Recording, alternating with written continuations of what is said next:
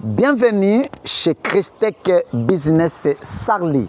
Christec Business Sarli, société immobilière. Christec Business Sarli, l'agence immobilière la plus sérieuse, la plus crédible et honnête en République démocratique du Congo.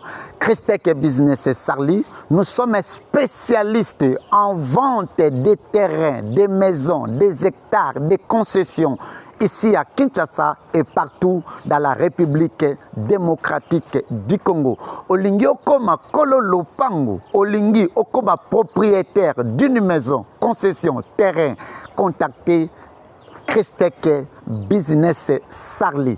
Na Christec Business Sarli, tokotekela yo terrain ezali cadastré. Christec Business Sarli toko accompagner yo na vision na yo na posa na yo tozali na njili brasserie.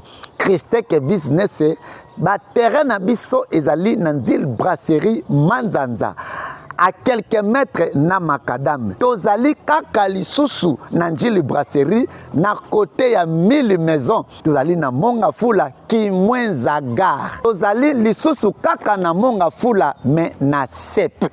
Bana Kinshasa, bana poto, zolo pango na yo na Christec Business. Tozali na Kinkole na Odyssea Park. Contactez l'agence Christec Business Sarli au kozwa terrain na yo au kotonga esika bakonzi nyonso tu ya Congo baza kotonga na cité Félix Tshisekedi Gombe et Ansele. Ton avenir commence ici.